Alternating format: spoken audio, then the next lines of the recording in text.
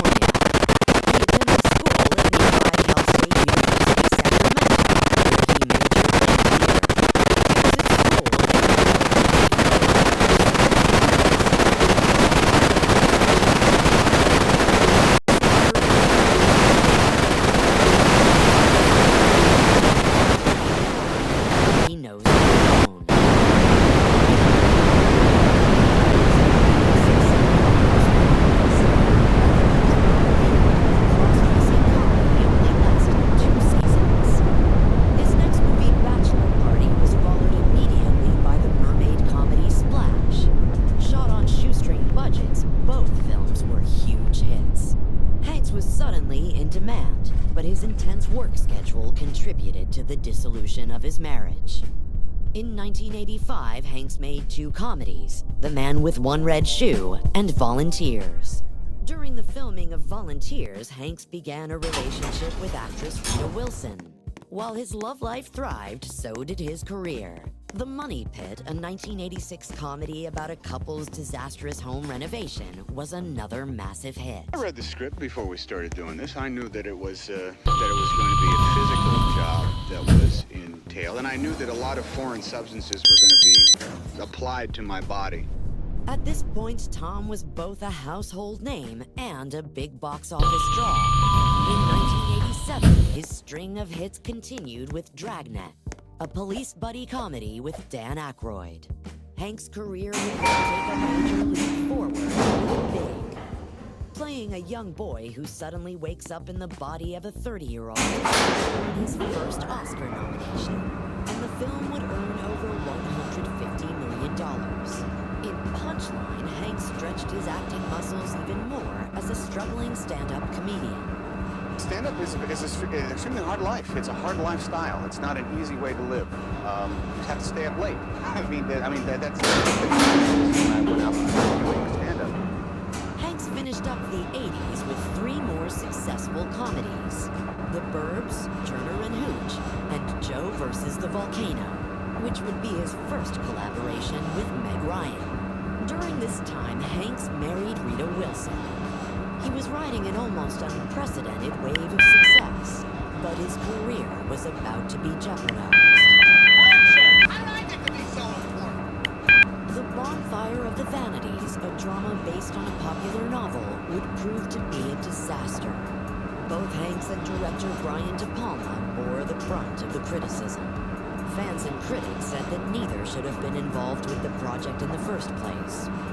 For me to play Sherman McCoy meant that I was going to be the walking embodiment of a person. Everyone had a very specific idea of what he looked like, the concept of how he talked and walked, and what his attitude was. It was the aspect of the book that everybody talked about, how they felt about Sherman McCoy. And so now here I am. I'm playing this guy, Sherman McCoy, much to the chagrin of an awful lot of people. Having just suffered his first major career setback, Tom Hanks would retreat into seclusion, not appearing on screen for 2 years. In 1992, Tom Hanks returned from a 2-year break from movies, first with a cameo in the children's drama Radio Flyer. He then scored a much-needed box office home run with A League of Their Own by playing the manager of an all-female World War II era baseball team. This is the best gig. The only negative aspect of it is that I don't actually get to play baseball in the movie, other than in one scene. But to be in a position where I get paid to come and put on a uniform and run around the ball field as much as I want to, and have all my teammates be a bunch of chicks, it's a man's fantasy baseball experience. It's been going on all summer. The following year, he struck gold again with Sleepless in Seattle, his second romantic comedy with Meg Ryan.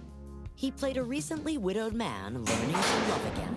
I think that you can see how these people really need each other to complement each other's points of view. And that's why I hope you're invested in waiting for them to get together at the very end of the movie, if they get together at the very end of the movie. He ended the year with Philadelphia. In the role of a gay man with AIDS, Hanks faced his greatest acting challenge to date. His work was universally praised, and Hanks would immediately become the awards season frontrunner. The emotionally and physically transformative performance he lent to the film would earn Tom his first Oscar for Best Actor. I had to lose weight, but I had to lose it in a very kind of specific manner, which required a pretty rigorous diet and exercise program that never stopped. Creating one of the most iconic roles of the decade. Directed by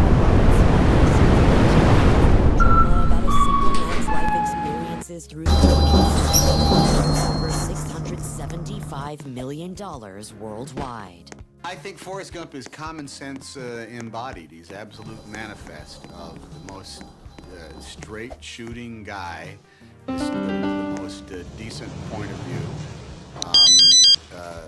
who can really only operate at the speed of his own common sense, which is not real fast, but it certainly is sure-footed.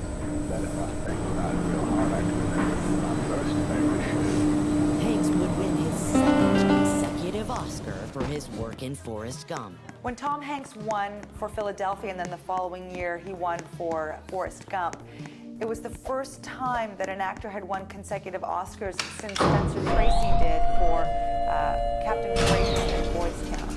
For his next project, Apollo 13, Tom would team with Splash director Ron Howard for the true story of a failed NASA mission.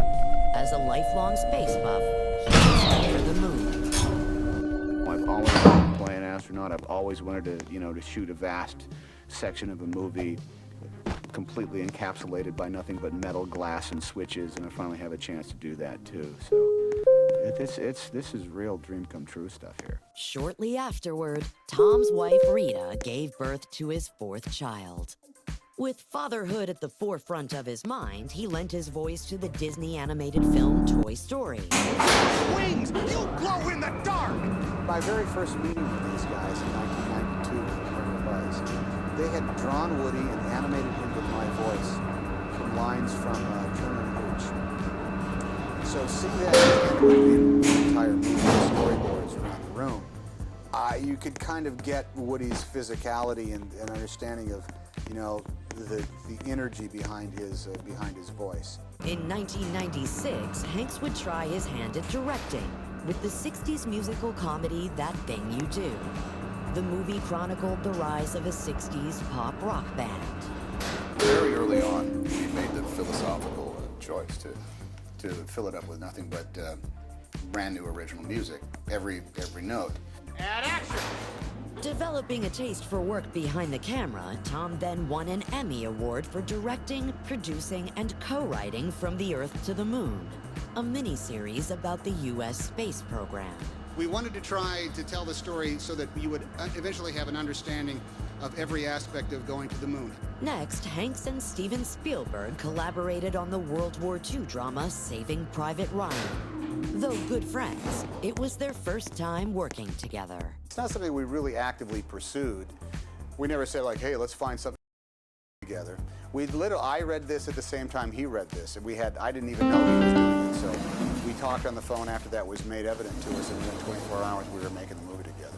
For his role in the film, Hanks won another Golden Globe and another Oscar nomination. Tom Hanks had ridden a wave of successful projects all the way to the top, all while giving back as much as he could to the people who put him there. Tom Hanks' reputation as the nicest nice guy in Hollywood was personified in his speech to the crowd at his 1998 handprint ceremony at Hollywood's Chinese Theater. I never thought they'd close off Hollywood Boulevard for the sake of me. I'd like to thank everybody for coming out. This is a very, very special day. Thank you, everyone. That winter, Tom had another You've Got Mail, his third romantic comedy with Meg Ryan. Hanks had another two-hit year in 1999 with the Pixar sequel Toy Story 2 and The Green Mile, a prison drama from Shawshank Redemption filmmaker Frank Darabont. How's that pretty gal of yours? This is the type of film that you can't have explained to you. You know, they go, okay, we're going to send you the thing. It's a screenplay. Frank wrote it. It's about 1935 death row, but these things happen. You say, what? And then you begin to read it, and honestly, it unfolds like all the great movies do. Castaway, his second feature with Robert Zemeckis and his first as a producer, was such a film. In the role of a man stranded alone on an island, Tom had to gain and lose 50 pounds and rarely talk. It was a great professional commitment, and it was wonderful for him to do that, and it all, was worthwhile because it makes the movie wonderful. We were bucking a lot of cinematic trends. The narrative that most audiences are used to now in movies are having everything explained to them every step of the way, either by musical score that tells you how you're supposed to feel, or by having a voiceover that tells you exactly what everybody is thinking. And we just decided to take all those things out of there because we trusted that if we did our jobs well enough, the audience was always still going to be one step ahead of us anyway. What words rhyme with fire? Desire! His mostly silent performance would earn Hanks a 5th Oscar nomination for Best Actor. In 2001, Hanks and Steven Spielberg teamed up to produce the Emmy-winning Band of Brothers. The miniseries about World War II continued his dedication and commitment to giving veterans of the war their much-deserved recognition. 2002's Road to Perdition saw Hanks play a 1930s gangster on the run with his son while dodging his murderous former bosses. I wasn't reading so much a gangster movie set in the 1930s. I was reading a story about a father and son, and I said, this is the truth. This is accurate. Christmas of the same year saw the release of Catch Me If You Can, another collaboration with Steven Spielberg. In the film, he plays an FBI agent on the trail of a brilliant con man, played by Leonardo DiCaprio.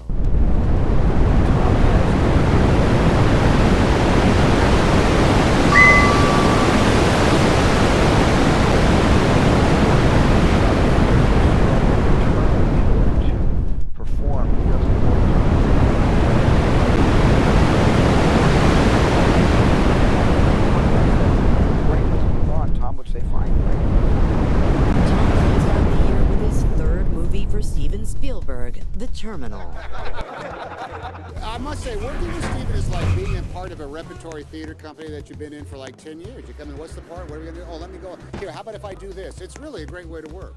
In the heartfelt comedy, Hanks plays an Eastern European man who becomes trapped in a New York airport when a war in his homeland makes his passport invalid. While waiting to be cleared to enter the country, he strikes up a friendship with the flight, played by Catherine Zeta-Jones. You headed for home? No, I am delayed. She's as magnificent as you get. And, it's like we were just playing more than anything. Tom had even more time to play around later that year with the Polar Express. The animated adventure reunited him with both director Robert Zemeckis and his bosom buddies co-star Peter Scolari. When you put Tom and me in the room together, you know, it's not pretty. Zemeckis had to separate us quite often. Say, all right, yeah, we know you're funny, the bosom buddies, very cute. I have a movie to make. The Polar Express